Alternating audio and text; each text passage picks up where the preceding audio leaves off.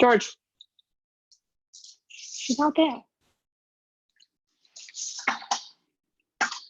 I don't know why this is so short.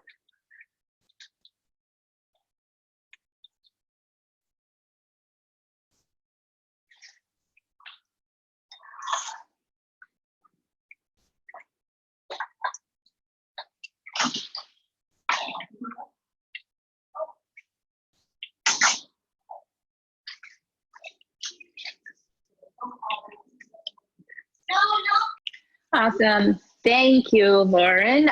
Just so you guys know, this is recorded. So that way, in case you missed something, because I will be going through this pretty fast because I want to be mindful of your time and still give you as much information as possible in the next 30 minutes and hopefully give you some time to ask some questions. So the way that I like to run my webinars is that while I'm going ahead and chatting with you about this very important topic that I've, like I said, dedicated last 10 years of my life to, which is building a recession-proof life, right?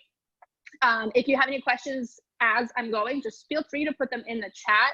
And then at the end, I will go back and answer them as well. So without further ado, first of all, thank you guys so much for being here. I'm really excited to share this with you. I think it's so important because this is not the first or the last recession, right?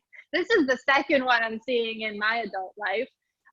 So I'm going to start from the beginning, and today I'm going to go through 6 points that I've even taken notes on because there's really so much information to really help you, if you're not recession-proof yet, to help you become recession-proof quickly. And 2, if you are already somewhat recession-proof, to really fortify yourself with hopefully a few new ideas for you on how to go ahead and do that. So my name is Kristina Centnere. I'm the founder of Social Cow, a digital marketing agency that I've built over the last almost decade, over the last 8-9 years. And I started it in the last recession. I'm also the co-founder of Rainmakers Connect, and I just realized we just started this in the recession. So I guess this is my second recession business.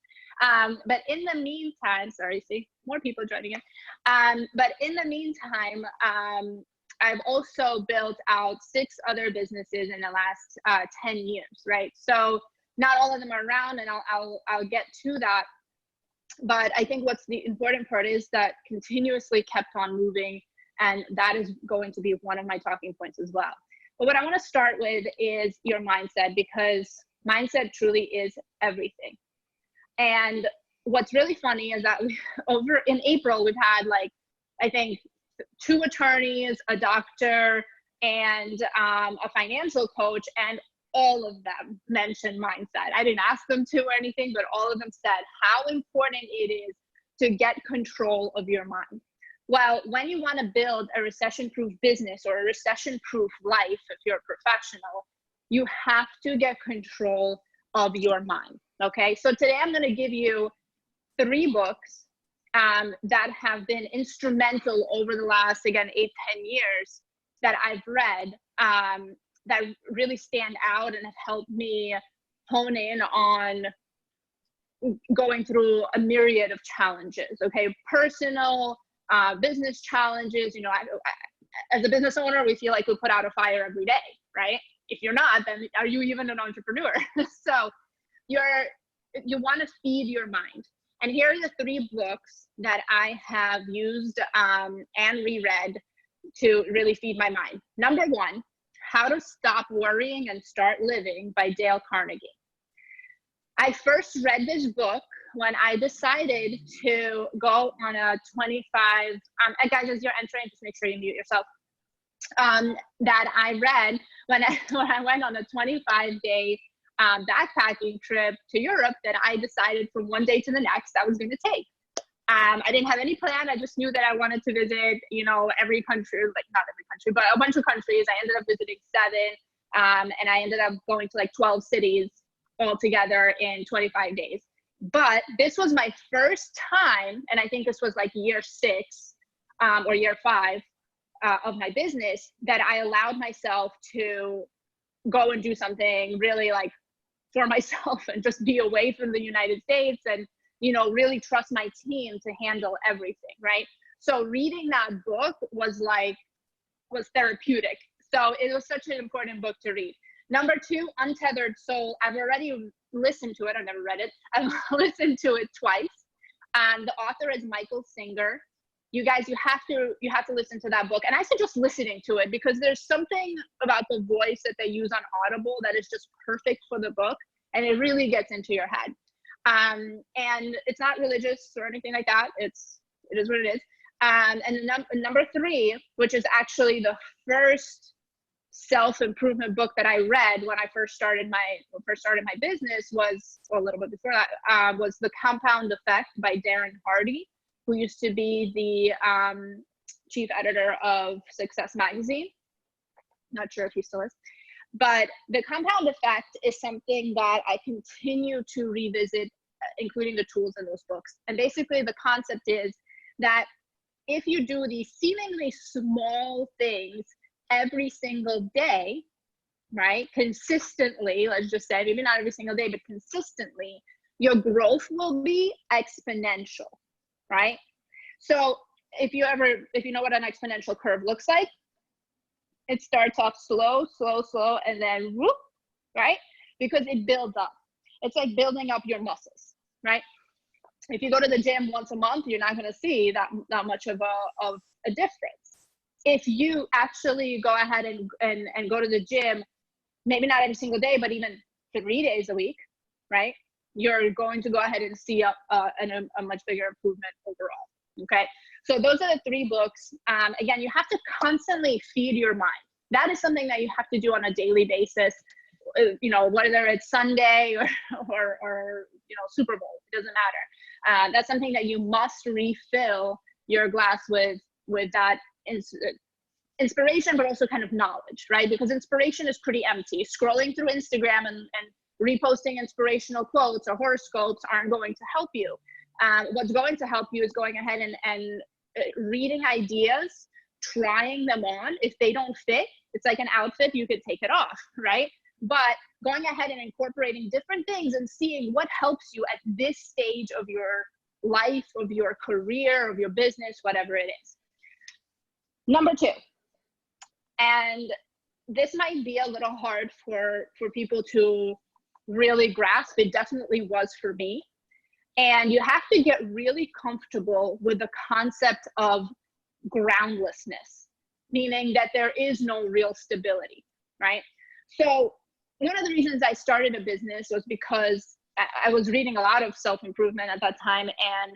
And, you know, everything was basically saying like, there's no stability in a job, right? Because you only have one income. But if you have a business, you have multiple sources of income, as in your clients, right?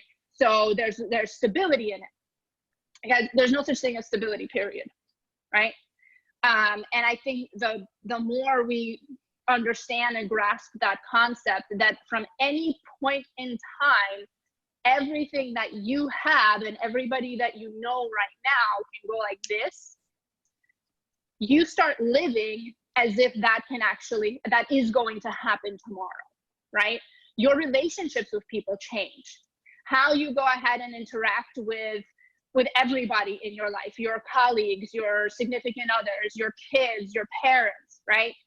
If you knew that you weren't going to see them tomorrow, your relationship with that goes ahead and changes.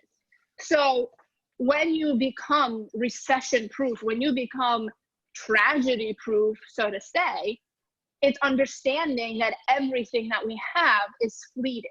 And if you get comfortable with that feeling, if you get comfortable with that fear, it no longer takes control over you, and you can operate from a sense of everything is precious and everything that I do today is going to affect my tomorrow, if there is one, right?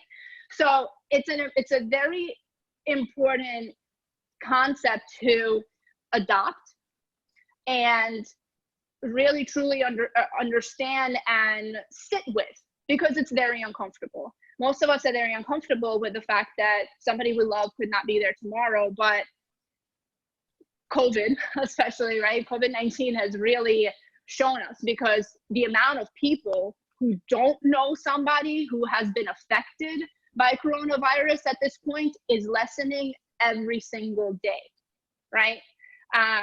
And we're being forced to face with that fact. So it's interesting how coronavirus has really made us face not just the financial portion of being recession proof, but also how are we handling tragedy? How are we handling grief? How capable are we of going ahead and readjusting, right? And readjusting often and quickly, most importantly. And I did write this down. I mean, one of the things that from the very beginning that I told myself, because again, I was building this in a recession when nobody wanted to build, right? Other than the bigger companies like, you know, Uber came out of it, Airbnb and all of that good stuff. But the companies that didn't, the smaller businesses, a lot of people were going back to jobs because they lost their businesses in that time, right? So one thing that I told myself is that if everything I have is gone tomorrow, I have gained so much knowledge in what I did that I'm going to go right back and build it better and build it bigger. And that has allowed me to go ahead and actually, in a way, not have to do that because I was constantly reinventing myself. I am constantly reinventing myself. I'm adding things, I'm learning things, I'm absorbing, I'm looking, I'm aware, and I am not lazy about what it is that I'm doing. I'm very purposeful about what I'm doing and how I'm incorporating things. So really think about, if tomorrow everything is gone, how are you going to operate? Number 3, live within your means. So I think that's a really big one, right? Because I've seen a few, and I feel like there's going to be a lot less digital marketing companies around after all is said and done with coronavirus. And part of that being is that they were running their business as if they were going to have the same cash flow or more at all times. They were taking out loans, they were buying out other businesses, they were taking on credit, right? That wasn't being covered by their cash flow. Now, thankfully, really thankfully, I wasn't happy about it then, but thankfully, I started my business without a dime, right? So I didn't have the money to go ahead and put in, and I was 19, turning 20 years old, right? So I didn't have the money to go and put into a fancy office, or any office for that matter. I didn't have the money to hire employees I didn't really need, just to say that I'm a business, right? Being a savvy business owner, being a savvy professional, a savvy human is understanding what you need to do right now in order to be where you want to be in 2, 3, 4, 5 years, and what you are able to do if, again, everything is gone at that point, right? With tomorrow. And another thing is, of course, also credit. And I have this one simple rule that has been helping me quite a bit. And it's a general rule. Of course, there are exceptions to it. But the rule is, and I wrote it down, if I am buying something, especially a large purchase, let's say a car, if I don't have enough in my bank account to cover that purchase right out, I don't buy it. It's simple, right? So am I going to go ahead and use the cash to go ahead and buy that out? No. Of course, you want to have the cash, you want to keep the cash, and you want to, finance or whatever it may be. But being ahead, being understanding of what your finances really are is most important. My number one goal when I started was to make sure that I have 6 months worth of personal and business operating expenses saved up. Because I was so frugal with everything that I was doing, I was able to go ahead and actually do that within the first year of having my business, right? So that is the number one thing. And if right now you don't have 6 months worth of, if you're not a business owner, living expenses, that should be your goal. And I believe it's like 95% of people, like a really high percentage of people in the US don't have even a month's worth of living expenses, or 2 months, we should say, 2 months worth of living expenses in their bank account, right? So you want to make sure that you at least have that 6 months. My cozy point is really 12 to 18 months of living and operating expenses for my business. No, just pretend there is no cash flow, right?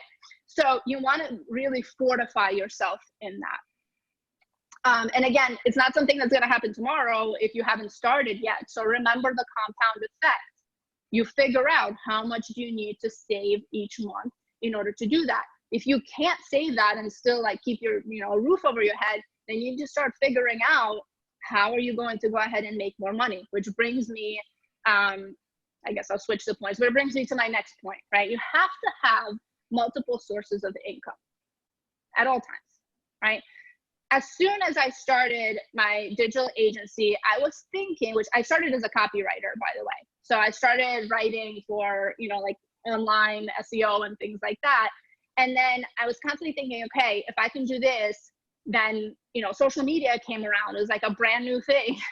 So I figured that out, added that to my arsenal. Then I started going ahead and outsourcing. I was the first one to be doing that before it was really the cool thing to do, right? So to really, to build it out, you want to start thinking of where are these different sources of income going to come. The other part is that if you do have, you already have your 6 months covered and you have cash on top of that, you want to go ahead and use that and make your money work for you, because it's not doing anything in the bank. I don't care if you have a CD, it's not doing much in the bank, right? So should you go into stocks? No, not necessarily, right? Not really. You have to go ahead and speak to a professional, to a financial coach or a financial advisor, and really figure out what your risk aversion is, how old you are, and how you're going to go ahead and take those finances or that extra cash that you have and responsibly put it into things that are going to make you more money. To give you an idea, in addition to having, of course, different clients and different services that I'm providing, I still count that as one business. Now, the other businesses that I have, include real estate investment with the fix and flips. I have an Amazon store that I invested in that, guess what, right now is booming, right? Because Amazon is up. And I have all these different items that I'm making money with, partnerships. I have an online clothing store, things that are making me money, whether I'm, in quarantine or not. Let's put it that way. So I love having not just multiple sources of income, but sources from different industries, because you never quite know what is going to turn the market, right? We figure, okay, last time recession, well, at least we could go outside, right? Go try and find a job or whatever it may be. But here, nobody predicted that we would literally be quarantined, right? So you have to kind of think about these different scenarios. Now, you do have to get smart about your financial future, and investing is a very sexy word, but it's not necessarily what you may need. The first thing that you really want to do is fortify yourself, protect yourself, especially if you have kids, right? But my business is my baby, so I wanted to make sure that it is protected as well. So for those of you that may have been on this webinar, Pat O'Gara, he's a financial coach. He's my financial advisor. He did a wonderful presentation for us in April on navigating powerfully through economic uncertainty. I've been working with him since I was 23 years old. I came to him because I had cash I wanted to invest. He said, slow down, let's protect you first. Let's make sure that you are not just building your wealth, but you're also protecting it. He told me, he's like, what would happen right now if your hands got cut off? That was exactly it. That was the conversation we had at Panera, okay? What would happen if your hand, well, that would make it really hard for me to type, right? Okay, there was no voice to text recognition at the time. But he said, okay, there are things that we can do and put into place that are going to go ahead and protect you. A lot of us, especially in my age group, in our 20s and 30s, we are thinking about, okay, let's build, let's get more, let's reinvest, let's really go ahead and grow. However, you have to start thinking of the things that your parents maybe haven't quite thought about just yet, which is, you know, protecting yourself, leaving your, you know, who is going to take care of your business afterwards, who's going to take care of your assets afterwards, how are the people that you love in your life are going to be taken care of. That's all part of creating a recession proof, because now, even if I didn't have any other sources of the income, even if, you know, God forbid, something happened to my business, something happened to my hands, whatever it may be, I now have, you know, these things that I put into place that I could go ahead and I'd be okay, right?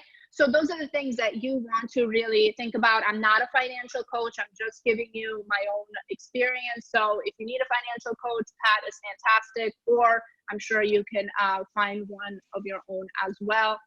And the last portion, and probably one of the most important, and one that is going to really resonate with Lauren. Sorry, let me just check. I keep hearing. Oh, okay, that was Lauren. Sorry, Lauren. I had to mute. You know, I kept hearing something. And the last one, which again is going to resonate with Lauren a lot, and that is how important it is to be networking, right? To always be networking. It's very easy to not fill your pipeline while everything is good. And this is a conversation that Lauren and I actually first had when we met, because things were going so well. I wasn't following my own advice, right? I wasn't filling up the pipeline as well as I should have, because I started getting really busy with other things and other projects that I was working on. And, you know, meeting Lauren reminded me that, hey, you grew this business at all times through the recession, through the rise of the market, because you constantly were talking to people and showing them your business. Now, for the first 6 years of having my digital agency, we did not do any marketing with the exception of sponsoring local events. However, everybody in the professional community in Fairfield County, okay, I won't say everybody, 90% of the people in the professional community of Fairfield County knew who I was and what my company did, because anybody who would listen, I would tell them what I do, and I would provide them with value, and I would provide them with help, and they knew that I was there for them for their marketing needs or just as a human being. And when I was in Connecticut, I lived there for 3 years. My business, because of how much I was networking, was growing, was tripling 3 years in a row that I was there. And I was constantly talking to people and explaining to them what it is that I did. And guess what? Networking is free. If you have a LinkedIn profile, if you're part of our Rainmakers Connect group that we are actually merging with an even bigger group, and we're really excited about that, you have the opportunities to network. But networking is also one of the easiest things to get wrong. And the number one reason why people get it wrong is because they just don't do it. It's very simple to do. It's free. You can start a conversation. But because it's so simple, a lot of times people just don't do it. They forget, right? So you have to make sure that you discipline yourself in order to be able to do that. And that relationships, that's not something, you know, you might need to turn off your ads, right? Because you don't have as much of an ad spend. But guess what? You don't ever have to turn off your relationships, right? Because at the end of the day, they are fine. They're financially free to have, right? So those are my 6 tips for you guys on how to recession-proof your life, your business. And if you ever need if you have any questions, you're welcome to ask them now. But 2, if you want to ask them specifically about yourself, you can always reach out to me, and I will put my email in the chat, or if you registered, you can definitely contact me through the email there. And I hope, my hope really, really is that you realize that this is not the last recession. And even if right now you are fine, okay, I can't tell you how grateful I am to wake up in the morning and know that for the past 8 years that I've been building this, that the decisions that I made to be super frugal, to run a lean business, to feed my mind, to network and connect with people, to really take care of myself and invest in myself, and take the chances and the opportunities to go ahead and invest in other sources of income, I can wake up and my lifestyle doesn't have to change. Even though we have, what, 26 million jobless claims at this point. So whether you want to recession-proof yourself right away, and by right away, I mean in the next 3 to 6 months, or it's something that you are going to work towards, start today. Start by reading the first 10 pages of a book. Start by really looking at how much you're spending, where you're spending it, and is there some extra cash that you can put towards some investing. Get help from professionals like Pat. Get help from professionals like Lauren to start making introductions. If you know the importance of marketing, which you should, and getting your word out right now, I'm happy to go ahead and help you. My team are here for you to help you generate leads, because right now we are generating leads for a portion, a fraction of what these leads typically cost, because there's a lot less competition, right? So now is a wonderful time to thrive. Now is a wonderful time to fortify yourself, to protect yourself, and to really, really grow. So if you guys have any questions, I'm also going to unmute Lauren. Please let me know. I'll wait a couple of moments. If not, then we'll end the recording and you will get a copy of this recording as well. Oops, I didn't unmute Lauren. Sorry, Lauren. Okay. Hi. Okay, there you are. I hear you now. All right, guys, let me know if you have any questions. Or feel free to say something. If you need me to unmute you, let me know.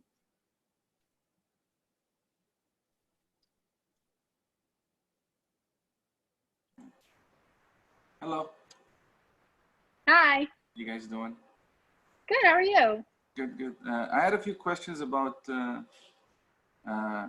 advice about employees in this situation. Yeah, sure. So I have a very high payroll, a lot of employees. Most of them work from home. We provided them all the tools to work from home, so they don't have any risk. But I noticed the performance is very low. And when I really look at the lifestyle, I can't really blame them, because some of them are moms, some of them, like, it's really hard to work and take care of your kids and be at home and to have your space. Just, you know, most of them, they're not used to having space. Yeah. At home, where they just work, because they work at office. And what do you do? We have a business solution company, digital marketing software. So Cool. we do a few things, but I noticed that it's really tough to keep paying the same payrolls with the performance gone. But then for me, I look at it as very unethical to kind of take that out on the employees. And I'm in kind of like a situation. I'm like, should I lose? Is it justified to lose that kind of money? Because Right. That's a really great question. And a lot of, so right now, again, for the marketing that we do is specifically to medical and legal firms, and they all have the same question, right? Of how are they going to go ahead and do this? And sometimes you have, like, for you at least, there's things that they can go ahead and do at home. So we've always been doing it remote. So it's not something like, we have an office in New York City, but all of those guys are so used to going ahead and working remotely that they don't really have that lifestyle change. And again, they are men. This is hitting women differently, right? Like you said, they are moms. It definitely is hitting women differently. What I would look at is how much support they are getting in terms of asking them the question of, you know, very directly, hey, I'm seeing that this isn't happening, and usually you're so good at this, so I want to understand, you know, is there something that I can help you with?